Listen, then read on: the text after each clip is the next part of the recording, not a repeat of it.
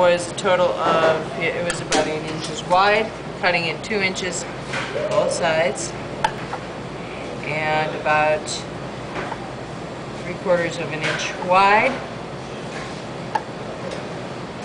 Make sure you're cutting all the way through with a sharp knife. 1/4 of an inch? No, it's about a 1/2 an inch to 3/4 of an inch. Yeah, 3/4 of an inch.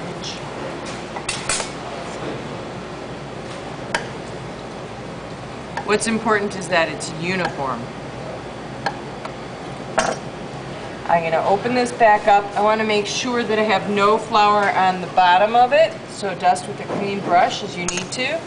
And I will build this on the sheet pan. That's really important. And my neighbor is also going to build theirs on the sheet pan too. Fringe pan or almond cream. It could be cheese filling also. I expect you guys to share fillings. I'm going to put my filling down. And that should be about 1/4 of an inch thick. And then I'm going to take a very well drained fruit. Can I have some paper towels? It needs to be fully drained and pretty dry, especially if it's been canned, because otherwise the sugar syrup's going to run out and it's going to burn everywhere. It'll also make my interior extremely wet. Anytime you're baking with a filling, you're going to have some moisture migration. So inevitably there's going to be a moisture line at the base of your item. You want to keep that to a minimum. More in pastry than I think in any other part of the culinary world does your level of care reflect in your final product. If you really don't give a shit at this point in the juncture, you should not be in culinary school. You're spending too much money. So if you are not really following through in the details, you'll see it in your finished product. I cannot impress that upon you guys enough. If you don't care, don't come. Alright?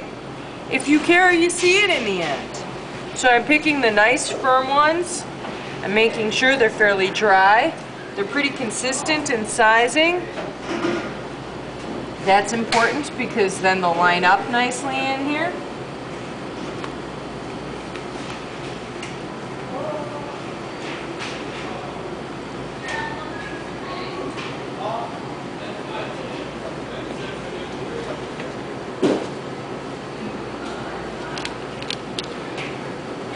All the way to the end. Take your remainder, set them off to the side. So it does not have to be this filling. It could be any of myriad fillings. You have a lot of choices here. So cherry and cheese is a nice filling.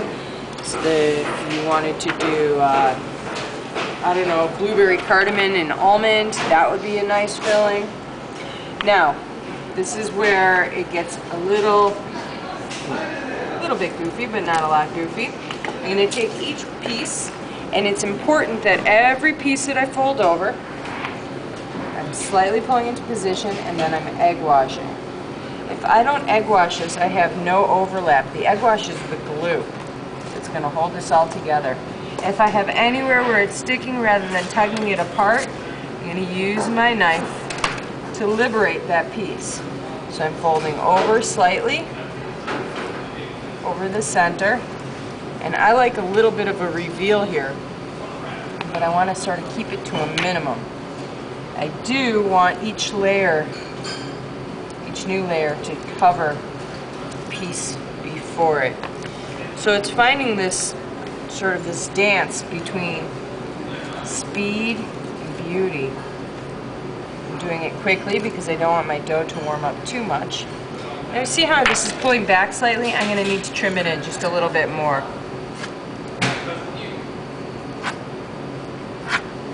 So make your adjustments as you need to. If it isn't right, fix it.